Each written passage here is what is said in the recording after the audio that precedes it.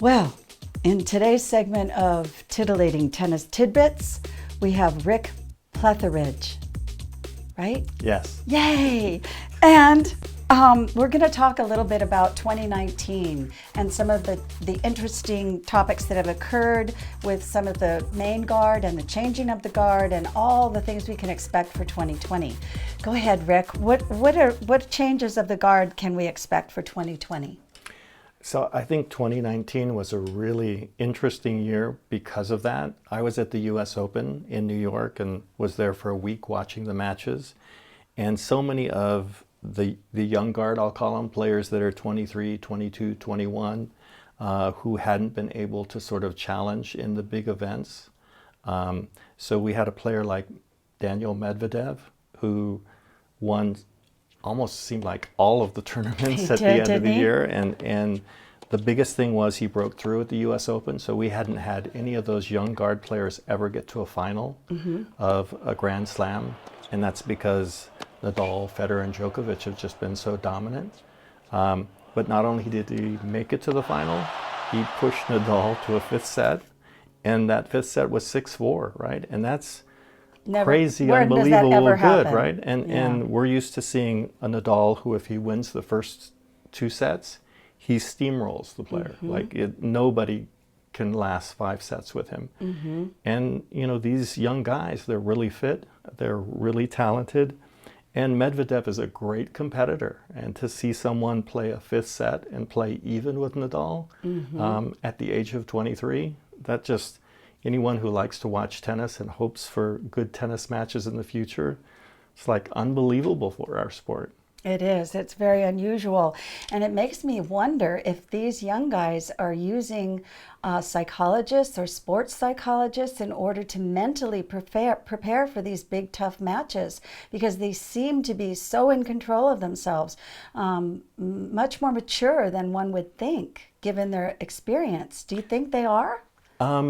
Well, I think some of them just have natural mental toughness, but I think that's a really important point, because when you look at these younger players, there's a lot of really talented younger players, but there's only a few that have the mental toughness that it takes to become a Grand Slam winner.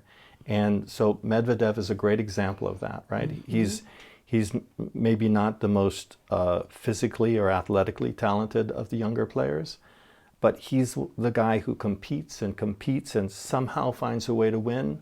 And he's really strategic, right? I saw a couple of his matches at the US Open, and it's interesting, one of the things you're talking about is mental toughness and how you approach a match.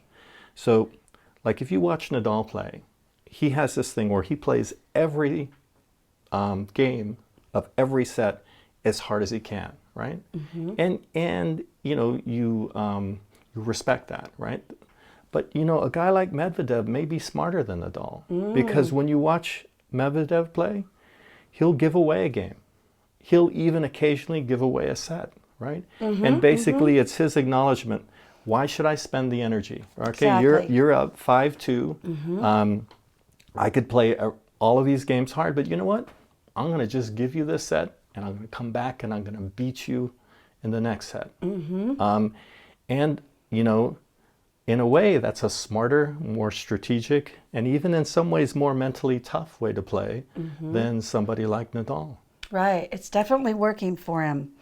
And there's these bad boys of tennis right now also. Can you talk to us a little bit about them and the seasoning they may have to be needing to go through? Sure. And so we have to talk about Kyrgios, right? Kyrgios is the bad boy of tennis. You never know what he's going to do. Also got a chance to see him play at the US Open.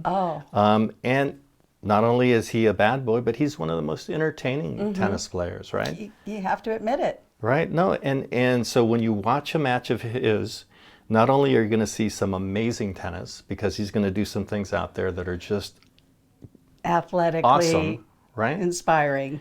But you're also going to see some really bad sportsmanship, and you're going to see some, you're talking about mental toughness and psychology. You're also going to see, like, he kind of humiliates sometimes the other player, right? He's the guy who's going to go between the legs when he doesn't need to. He's going to go behind the Showboat. back when he doesn't need to. And, so you can say showboat, and a lot of people will put him down for that. But on the other hand, I think he pisses off his opponent, right?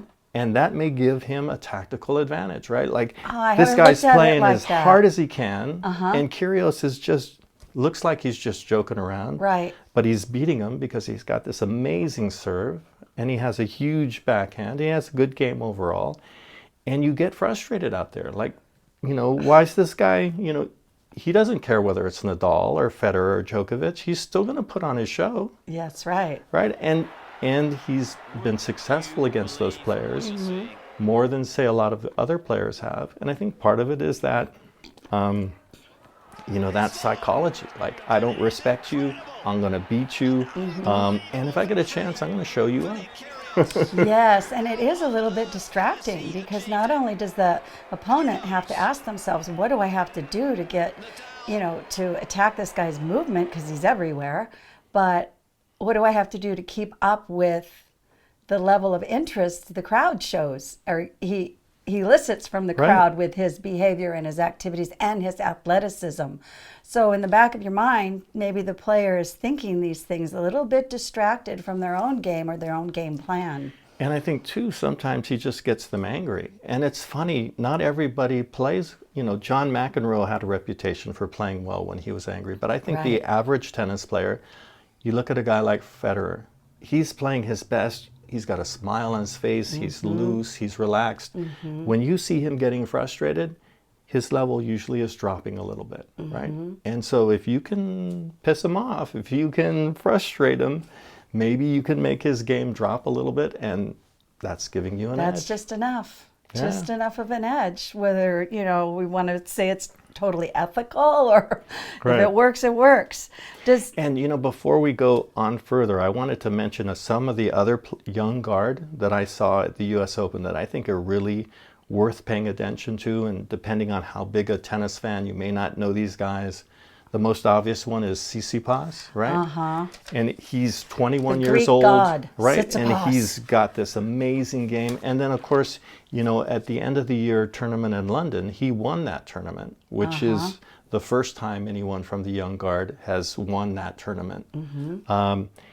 So he's another guy. Like, if you love tennis and you love, seeing these new players, Federer's going to be gone in a couple of years. Nadal's going to be gone in a couple of years. But it's exciting to know. No, I feel the same. Look, Federer is my favorite player, right? And anyone who tells me there's anyone better than Federer, I'm going to have an hour argument with him. Okay. I know some people like Pete Sampras, and everybody has their favorite. But I just think it's exciting to see that there's these players that they're going to be the new Federers. They're going to be the new Nadals. And in some way, they're going to be even more talented than them, right? So, let's take height, right? Tsitsipas, I think, is 6'6". Medvedev is 6'6". One of the things you're seeing with the new guard is that they're taller and they're more athletic than previous generations. Right. So, and it's funny how that works, right? So if you look at Federer, Nadal, and Djokovic, they're all these amazing athletes, but they're all between 6'1" and 6'3", right? And in their generation, if you were 6'5" or 6'6", you didn't have the speed, you didn't have the mobility. Agility. Exactly, right? But what we're seeing now with this new generation is that they're 6'4", 6'5", 6'6". I'm talking about Zverev, I'm talking about Medvedev, I'm talking about Tsitsipas. And they're amazingly athletic. They're really mobile and agile. So who knows what they're going to be capable of, right? Maybe even in my lifetime, I'll have to admit that there's somebody better than Federer, but I doubt it. Okay, we'll have to wait and see on that one. Exactly. Fortunately, we got a front row seat, though, anytime we Definitely. want it. So does Kyrgios need a coach and the discipline that it takes to be number one to help him? Do you think that would make any difference in his behavior?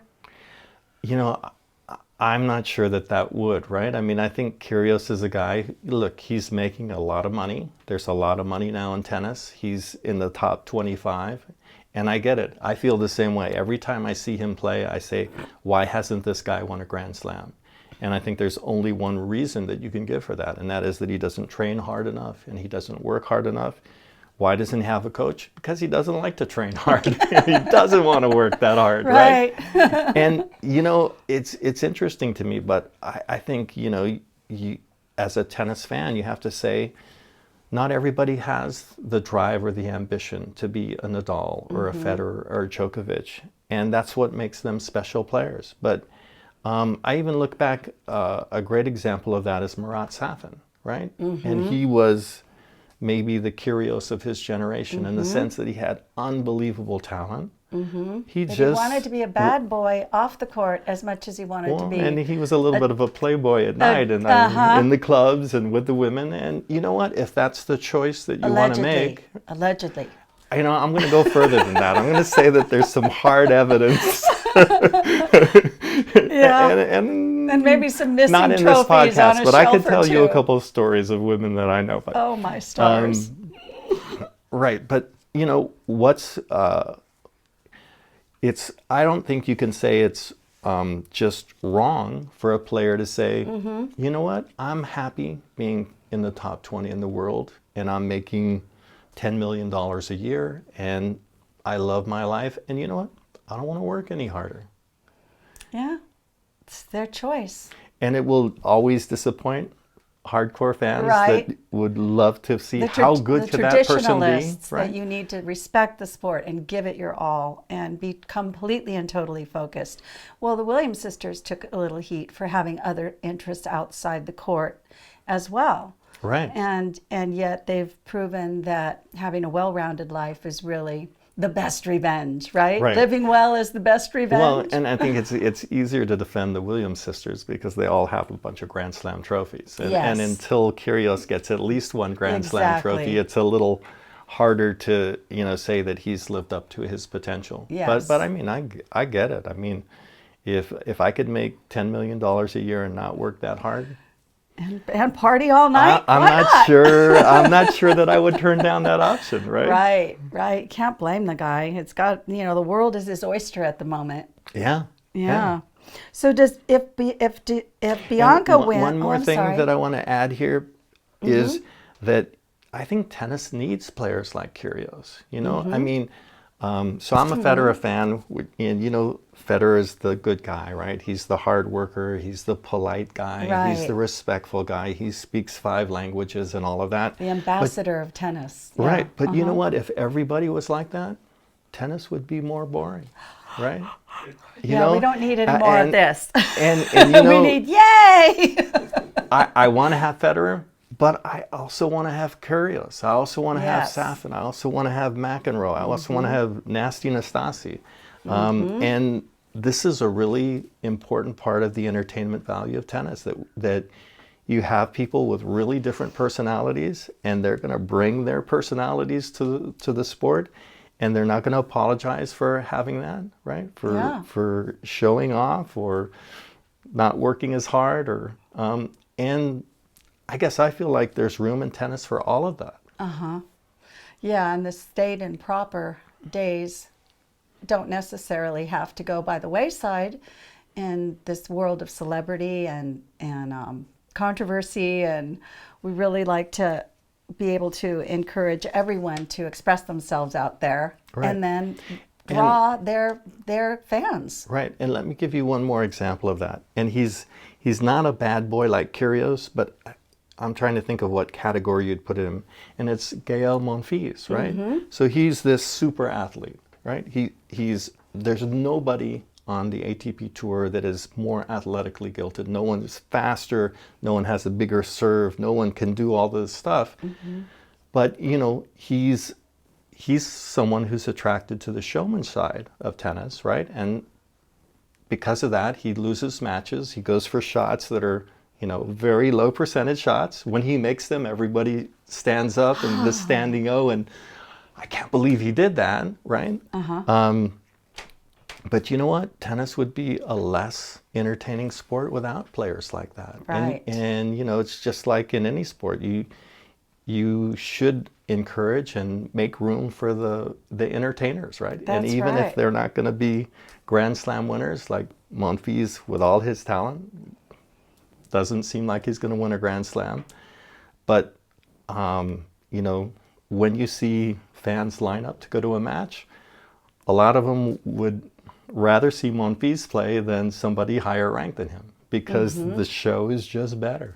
That's true. And, you know, the emotional content of each match is a story in and of itself. Certainly, Bianca Andreescu has given us some stories out there of heart, big heart, big heart, big play. Right. No, and a very young, talented player, a Canadian player, which is, you know, relatively new to see a talented Canadian woman player. And she's also someone that is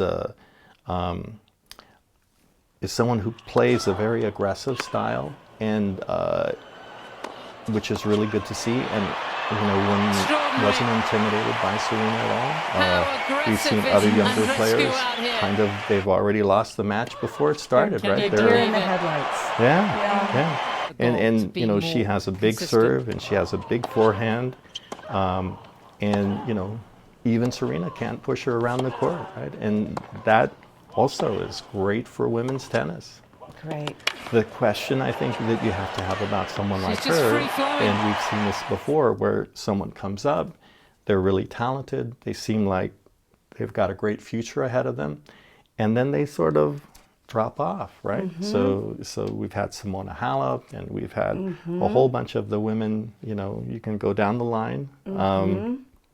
And the only one who's been able to repeat winning in Grand Slams in a big way is Serena. And, you know, I worry more about the women's side of the sport replacing someone like Serena than I do right now about the men's side, because I just feel like the with field is richer in the men's Medvedev side. and Tsitsipas and Khachanov and Zverev, that there are definitely people that are going to step up when Federer and Nadal retire.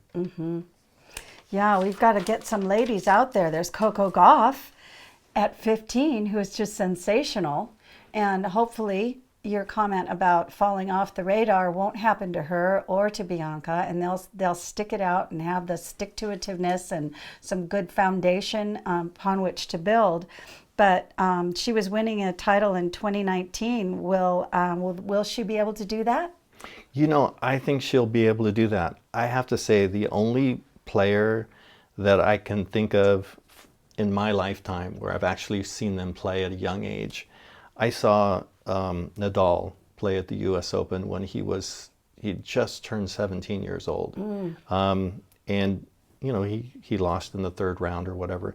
But when I saw that match, right, I turned to the person with me and saying, this kid is going to win a lot of Grand Slams, right? And you could just see he was so competitive and he was so mentally tough, but he was also the best athlete I'd seen on a tennis court in my lifetime, right? And you see that with a player like Coco Gauff, right? Her athleticism is off the charts. I assume she's going to continue to grow. This is the other thing we're talking about, the new generation, right? So, you know, she may be 6'2", 6'3", and fast, and mobile, and agile, and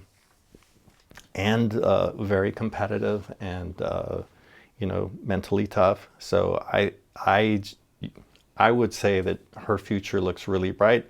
But with on the women's side, I think you always have to say that, you know, you never know. And, you know, whether it's Kim Clijsters, who went away to have a baby, or Justine Henin, that it's happened a lot more on the women's side, that really gifted champions have sort of retired at an early age. And that would be a shame, because she has so much to offer women's tennis. And she seems so mentally tough at this point. I can just hope all the best for her. Right. No, and you see it, certain players, the way they play, there's a love for the game, right? Yes. And that was one of the things about Nadal. Even at 17 years old, you could see this guy. Like, he was a competitor, but he loved it, right? I mean, it was just in his blood, right? And you get the same sense with her, that she's the Right. same type of, you know, she has that love for the game, and she's also a showman and a competitor. And so hopefully she'll have a long career. I And look well forward to it. prepared by an athletic family background. Right. Well prepared. So we're going to keep an eye on her. And then there on the men's doubles, we don't want to forget that Wimbledon in the U.S. Open wins by Juan Sebastian and Robert Farah in the doubles. Absolutely. You know, as someone who's played USTA doubles, right? All my life, you know, it's interesting that there hasn't been more sort of fan popularity with Yes, the doubles. and coverage on the television. Right. I always want to see more doubles. And, you know, for me, I realized that I learned so much more by watching a doubles match than I do by watching a singles match, because what those guys are doing on the singles court, I'm never going to do. Right? But I mean, you know, with sort of, you know, volleying and tactics and covering the court and covering Right. each other, those double skills are really important, and you can learn a lot just from watching doubles. And it's a shame that there isn't more televised doubles, because it's harder to see a doubles match on TV. And having sat in on some live doubles matches, it's a shame that there's not more fan support, right? Right. Yeah, I think there would be if there were more coverage. Maybe that's a catch-22. We need more coverage to get more fans, or do we need more fans to get more coverage? Well, and then I think there's one more part to that, solving that puzzle, and that is tennis is a very star-driven sport, right? So people come out, they want to see Federer play, they want to see Nadal play, they want to see Djokovic play, they want to see Kyrgios play, they want to see Monfils play.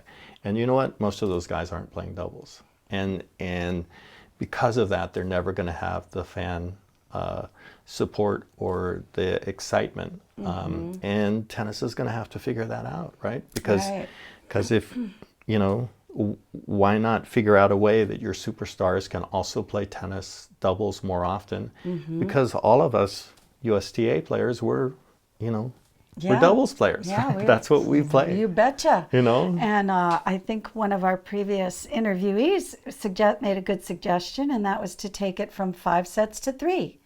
And that way there's more time on TV for doubles. Yay! Well, and it's not just that there's more time, but, you know, I think what really prevents the singles players that I was talking about from playing doubles is that it's so demanding to play 5 sets that you really need to take the next day off. And you have a day off, and if you're playing both singles and doubles, you're at a competitive disadvantage. Yes. Right? And so if you did go to a 3-set singles match, I think those guys would feel physically able to not only play a tough singles match, but to come back the next day and play a doubles match. And we'd see a lot more of it. Yeah, well, hopefully our watchers will be contacting USTA and letting them know what our opinions on these things are. Yeah, hello, here we are. Guess what we think? We'll see how that goes. Right. But we were also going to hit on the retired players of 2019. Yes. Who's going out the door? Well, there's some really great players going out the door. So David Ferrer, and you know, he's probably the most talented player I've ever seen that didn't win a Grand Slam. And I kind of feel bad for David Ferrer because he played in this generation where Nadal, Djokovic, and Federer hogged up all the Grand Slams, right? Yep. And I don't think there's ever been a generation that has been so tough to win a Grand Slam. And he's somebody who, as a tennis fan, I respect and love to watch him play. He goes after every ball. Like I said, he's not a Medvedev. He's not going to give you a point. He's not going to give you a game. He's not going to let a set go away. He's going to fight for every ball. And if you're sitting there watching a match, you're entertained. I mean, that's an amazing way to play the sport. There's some other really good tennis players as well. So there's Berdych. And I've always been a big fan of Berdych. A few years ago, I was at the U.S. Open and saw him win a match. And after the match, they hit 3 balls into the audience. And I swear he just hit this ball right to me because it came. I didn't have to move. He just put it right in my hand, right? I can't believe it. It's signed I've by never known Burditch. anyone who caught a ball. And it's in my living room. Awesome. And I, again, great player, just picked the wrong time to play tennis because, it was sewn up. Right? It was sewn up. He could Top beat everybody spots. else, but he couldn't beat Federer. And, if you can't beat Federer, you can't win Grand Slams. Unbelievable. And then there's Nicholas Almagro Right. also So going out. I have a one-handed backhand, right? So I'm a big Nicholas Almagro fan. Clay Courter with a big one-handed backhand smacks that ball. It's a beautiful flowing, stroke, yeah. right? And so much fun to watch play. Likes to go for the big shot, right? Not a defensive player, offensive player. Great to watch. Huge shots, and also picked the wrong time to play tennis because he could never beat Nadal. And so he could never be the number 1 player from Spain because Nadal was always just that much better. That's right.